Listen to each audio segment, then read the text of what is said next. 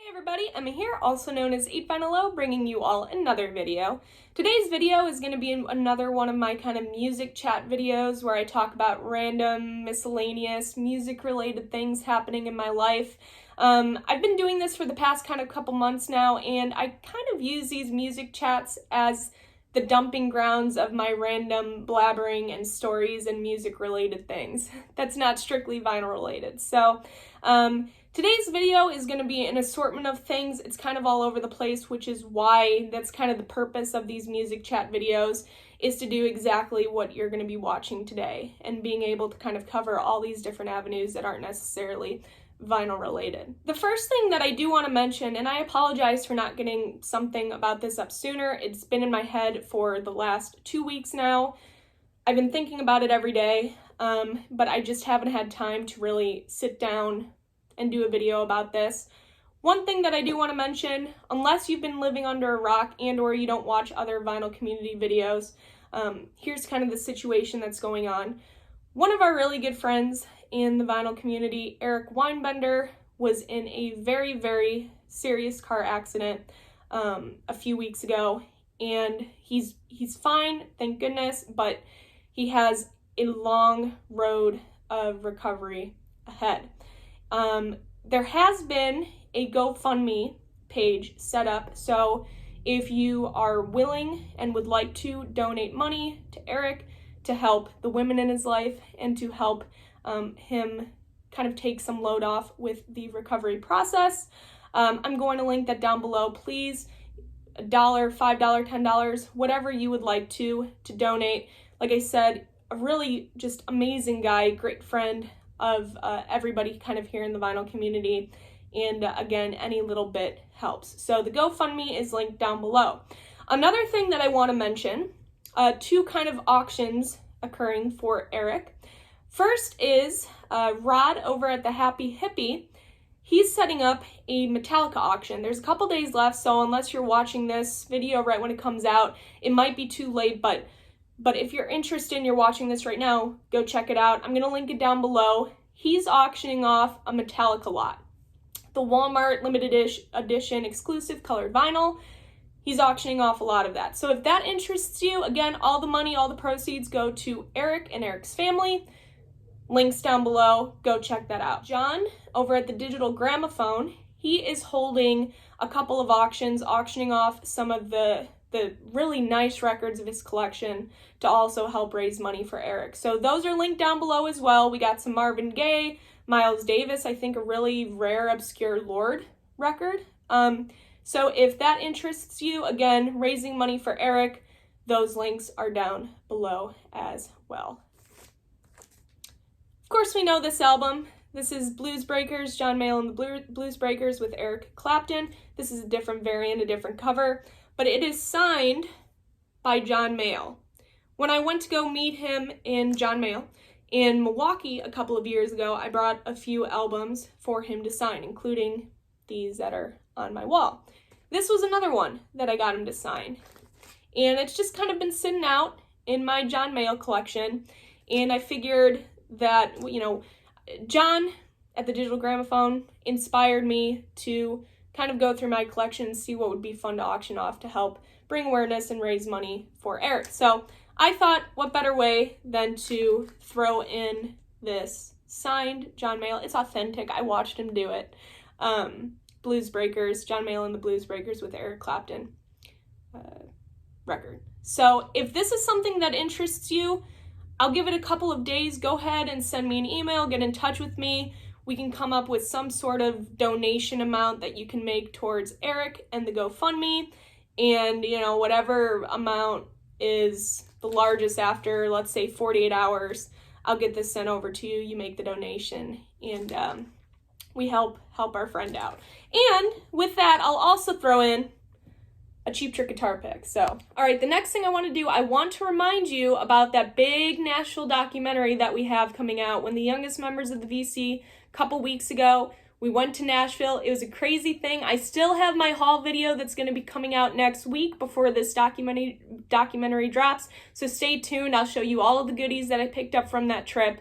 But again, Friday, August 6th at 9 a.m. is going to be the premiere of the youngest members of the VC Take Nashville documentary. You can go watch it over at Dylan's channel at the Record Spinner. I'm going to link his channel down below if you don't already sub to him. That's where you need to be Friday morning, August 6th, to check out that documentary. I'm telling you guys, you don't want to miss that. The last thing that I want to talk about are a few concerts that I attended over the last week. And yes, I said the last week. I hit up 3 concerts over a week span, so you can tell that I am so excited to finally have live music back. On Monday, I went to go see Bun E Carlos and the Monday Night Band. Of course, Bun E Carlos, drummer of Cheap Trick. He performs, or at least did before COVID, he does these kind of once a month Monday night gigs with what he calls the Monday Night Band. They do a bunch of covers of really fantastic songs. One of my favorite covers that they do is Oh Well by, of course, Peter Green's Fleetwood Mac.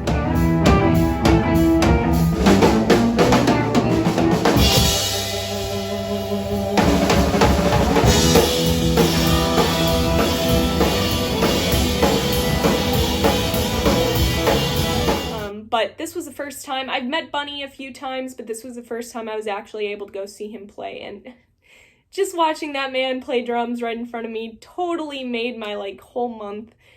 Just such a nice guy. Like I said, I've met him before. He's so sweet. All of Cheap Trick's so sweet, but Bun E Carlos is just something else. I adore that man, and it was amazing to see him play. And then, of course, we were able to talk a little bit after the show, so that was really fun. The next night, on Tuesday night, we drove to Rick Nielsen's pizza place, Peace Pizzeria and Brewery in Wicker Park, Chicago. Fantastic pizza, New Haven style pizza, amazing award-winning craft brews. I love that place, not just for the Cheap Trick connection, but just because everything there is delicious. But then having that Cheap Trick connection, having it be Rick Nielsen's place is really cool as well. So we went there. They were having their 20th year anniversary celebration, and the Nielsen Trust, which I've talked about on this channel before. It's a little kind of side gig that Rick Nielsen does with his family. Rick Nielsen of Cheap Trick, Dax Nielsen of Cheap Trick also drums on that. Mayall Nielsen plays, Kelly plays. So a really fun band to sing. They mostly do some Cheap Trick stuff. They do some Mayall stuff. But I love seeing that band play. It's fun just seeing that family unit have a good time together. So they were kind of the special act of the night to kind of bring in this celebration, and it was just an absolute blast.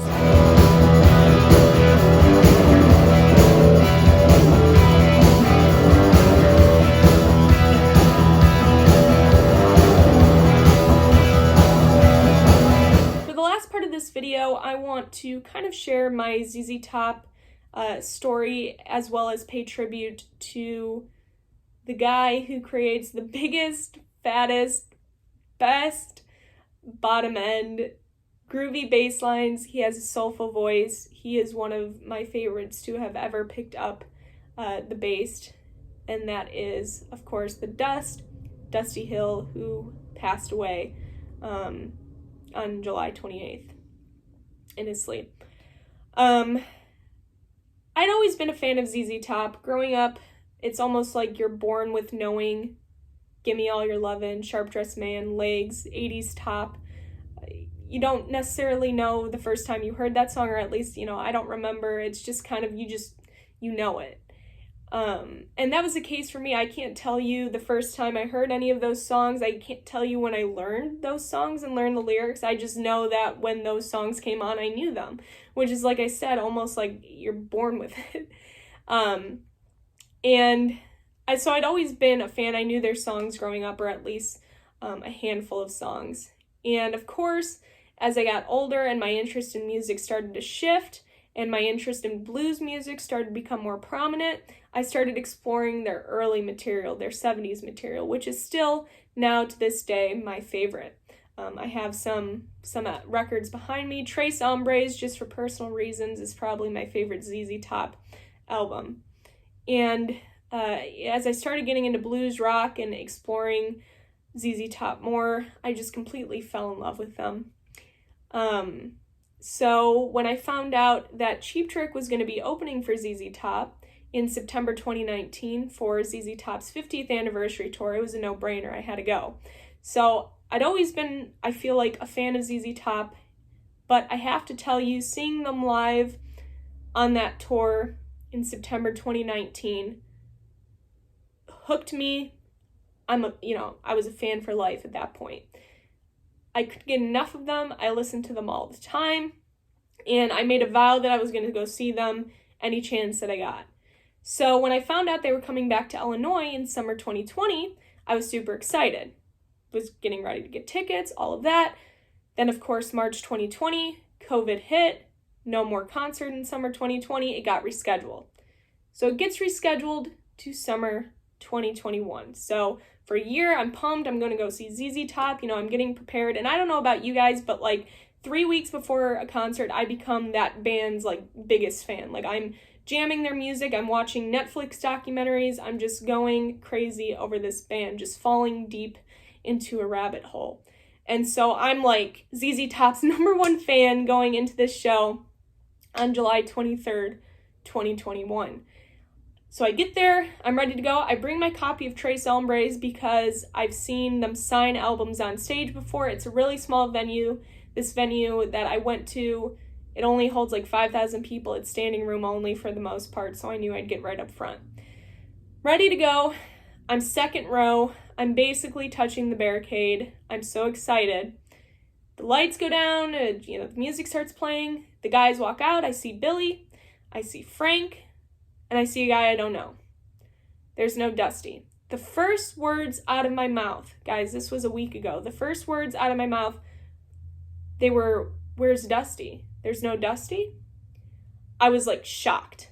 And later I found out that was the first time ever since 1972 that they had played without Dusty.